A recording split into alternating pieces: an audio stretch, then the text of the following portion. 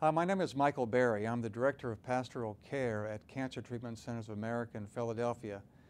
I'm also the author of a book entitled The Forgiveness Project, in which I try and give a reasonable answer to a reasonable question.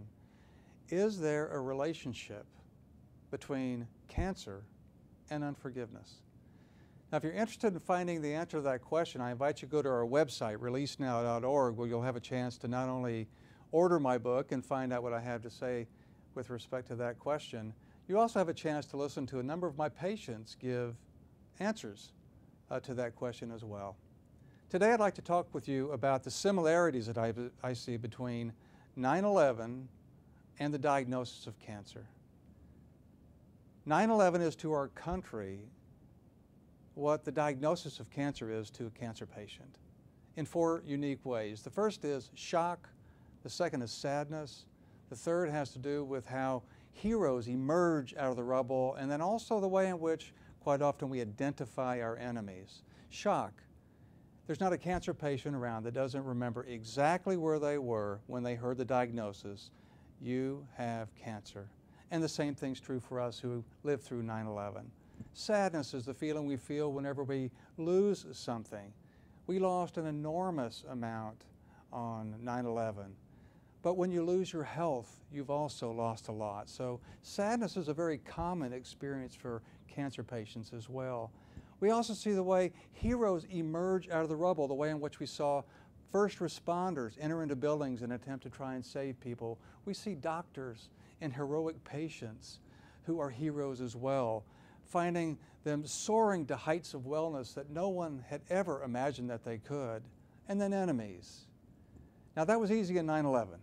We could all identify our enemies on 9/11 with Al-Qaeda and bin Laden and his ilk. But cancer patients also identify enemies as well. Obviously, cancer is an enemy for patients.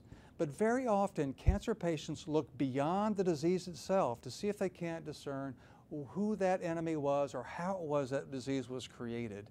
Very often, the source of their cancer they believe to be growing out of interpersonal issues that they had. Let me give you an example. For example, there was a physician who thought that he got colon cancer because his wife spent him into bankruptcy. We had another patient who got an abortion at the behest of her parents. She attributes her disease to the stress and anxiety that grew out of that situation.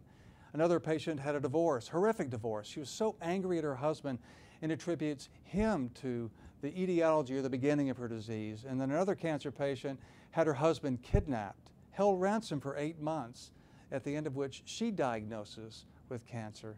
And needless to say, her enemy were the kidnappers themselves. Now, we don't say that these sorts of events cause cancer. What we say is the very same thing that the National Institute of Health says, and that is psychological stress can and does facilitate the growth and the spread of cancer. And it does that because it causes your immune system to underfunction, creating a really good environment for bad things to happen. Enemies. We all have them. The question is, how are we going to respond to them? For those of you who would like to forgive your enemies, we invite you to go to our website, releasenow.org, where you can learn more information about how to find forgiveness, or perhaps invite us into your church or your organization to teach you what we've learned about that important thing. Hatred and enemies. Remember this, there can be a very high cost to hatred.